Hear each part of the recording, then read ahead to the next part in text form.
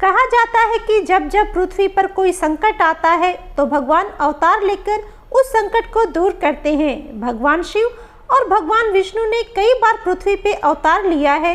धार्मिक ग्रंथों के अनुसार भगवान विष्णु के 24 अवतार बताए गए हैं। उनमें से 23 अवतार अब तक पृथ्वी पे अवतरित हो चुके हैं। भगवान विष्णु का पहला अवतार श्री सनकादि मुनि है। धर्म ग्रंथों के अनुसार सृष्टि के आरंभ में भगवान ब्रह्मा ने अनेक लोगों की रचना करने की इच्छा से घोर तपस्या की। उनके तप से प्रसन्न होकर भगवान विष्णु ने सनकादिक मुनि के रूप में अवतार लिया। ये भगवान विष्णु के पहले अवतार माने जाते हैं। वराह अवतार भगवान विष्णु का दूसरा अवतार माना जाता है। पुरातन समय में दैत्य हिरण्याक्ष ने जब पृथ्वी को ले जाकर समुद्र में छुपा दिया, तब ब्रह्मा की नाक से भगवान विष्णु वराह के रूप में प्रकट हुए। भगवान विष्णु के रूप को देखकर देवताओं और ऋषि मुनियों ने उनकी स्तुति की। सबके आग्रह पर भगवान वराह ने पृथ्वी को ढूंढना शुरू किया। अपनी थूथनी की सहायता से उन्होंने पृथ्वी का पता लगा लिया और समुद्र के अंदर जाकर अपने दांतों पर रखकर वे पृथ्वी को बाहर ले आए। नारद अवतार धर्म ग्रंथों के अनुसार देवर्षि नारद भी भगवान विष्णु के ही अवतार हैं। शास्त्रों के अनुसार नारद मुनि ब्रह्मा के 7 मानस पुत्रों में से एक है। उन्होंने कठिन तपस्या से देवर्षि पद प्राप्त किया है। वे भगवान विष्णु के अनन्य भक्तों में से एक माने जाते हैं। नर नारायण अवतार भगवान विष्णु ने धर्म की स्थापना के लिए 2 रूपों में अवतार लिया। इस अवतार में वे अपने मस्तक पर जटा धारण किए हुए थे। उनका संपूर्ण वेश तपस्वियों के समान था। कपिल मुनि यह भगवान विष्णु का 5वां अवतार है। इनके पिता का नाम महर्षि कर्दम व माता का नाम देवहूति था। दत्तात्रेय अवतार धर्म ग्रंथों के अनुसार दत्तात्रेय भगवान विष्णु का ही अवतार है। इस अवतार में उन्होंने महर्षि अत्रि की पत्नी अनसुईया के गर्भ से दत्तात्रेय के रूप में अवतीर्ण होकर राजा अलर्क और प्रहलाद आदि को ब्रह्म विद्या का उपदेश दिया था। यज्ञ भगवान विष्णु के 7वें अवतार का नाम है। धर्म ग्रंथों के अनुसार स्वयंभू मनु की पत्नी शतरूपा के गर्भ से आकुति का जन्म हुआ। आगे चलकर आकुति रुचि प्रजापति की पत्नी हुई। इन्हीं आकुति के यहाँ भगवान विष्णु यज्ञ नाम से अवतरित हुए। भगवान ऋषभदेव भगवान विष्णु का 8वां अवतार है। धर्म ग्रंथों के अनुसार महाराज नाभि की कोई संतान नहीं थी। इसी कारण उन्होंने अपनी पत्नी मेरु देवी के साथ पुत्र की कामना में यज्ञ किया। यज्ञ से प्रसन्न होकर भगवान विष्णु स्वयं प्रकट हुए। उन्होंने महाराज नाभि को वरदान दिया कि मैं ही तुम्हारे यहाँ पुत्र के रूप में जन्म लूंगा। कुछ समय पश्चात भगवान विष्णु नाभि महाराज के यहाँ पुत्र के रूप में जन्मे। इस अवतार में उन्होंने नारियों के गृहस्थाश्रम का निर्देशन किया, जो सभी आश्रमों द्वारा नमस्कृत है। आदिराज पृथु ऋषियों की प्रार्थना से भगवान श्री हरि ने 9वें अवतार में पार्थिव शरीर अर्थात पृथु का रूप धारण किया।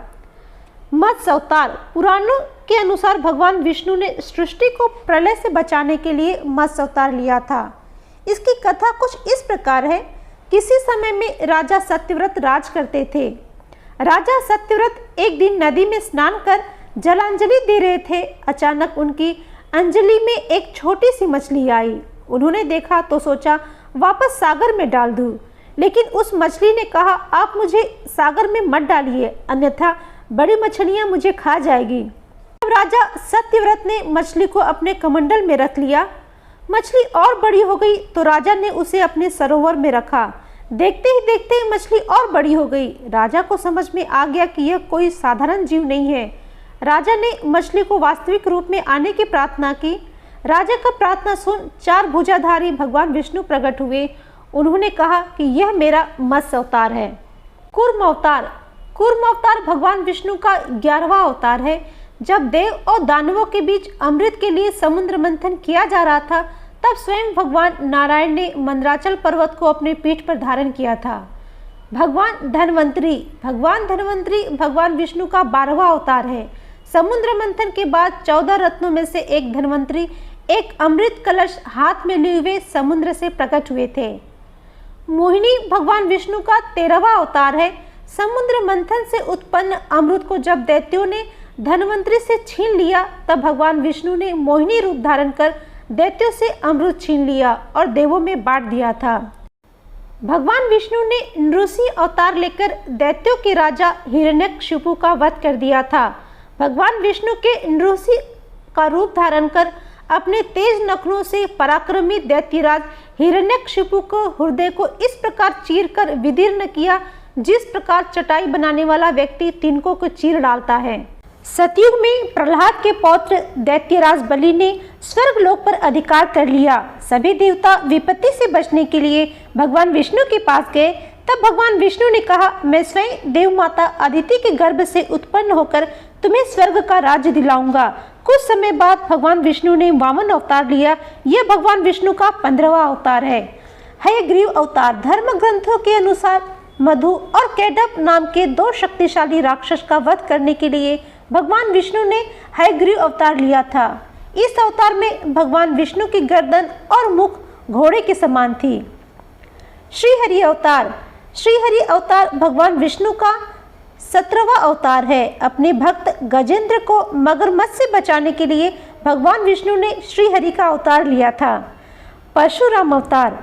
इस अवतार में ब्राह्मण द्रोही क्षत्रियों के अत्याचारों को देखकर उनको क्रोध आ गया और इसी भावावेश में उन्होंने 21 बार पृथ्वी को क्षत्रियों से रहित कर दिया। महर्षि वेद व्यास। पुराणों में महर्षि वेद व्यास को भी भगवान विष्णु का ही अवतार मानते हैं।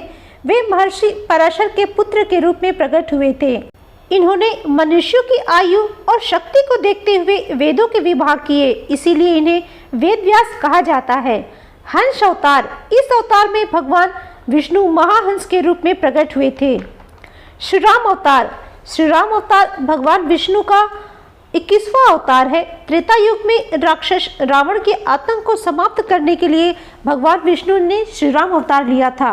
श्री कृष्ण अवतार। द्वापर युग में भगवान विष्णु ने श्री कृष्ण अवतार लेके अधर्मियों का नाश किया था। महाभारत के युद्ध में अर्जुन के सारथी बने और दुनिया को गीता का ज्ञान दिया। भगवान विष्णु का ये अवतार सभी अवतारों में से श्रेष्ठ माना जाता है। बुद्ध अवतार। धर्म ग्रंथों के अनुसार बौद्ध धर्म के प्रवर्तक गौतम बुद्ध भी भगवान विष्णु के ही अवतार माने जाते हैं। कल्कि अवतार। धर्म ग्रंथों के अनुसार कलयुग में भगवान विष्णु कल्कि के रूप में अवतार लेंगे। कल्कि अवतार कलयुग व सतयुग के संधि काल में होगा। यह अवतार 64 कलाओं से युक्त होगा। कल्कि देवदत्त नामक घोड़े पर सवार होकर संसार में पापियों का विनाश करेंगे और धर्म की पुनः स्थापना करेंगे। दोस्तों, भगवान विष्णु की अवतार की ये कथा आपको कैसी लगी? क्या आप इसे पहले से जानते थे? कमेंट्स बॉक्स में ज़रूर बताइएगा। यदि आप मेरे चैनल में पहली बार आ रहे हैं तो मैं रिक्वेस्ट करती हूँ, प्लीज़ मेरे चैनल को सब्सक्राइब ज़रूर करें। सब्सक्राइब करने के बाद नोटिफिकेशन बेल को ऑल पे प्रेस कर दें ताकि वीडियो से जुड़े सारे अपडेट आपको समय समय पर मिलते रहे। तो मिलते हैं नए वीडियो में, तब तक के लिए जय श्री राम।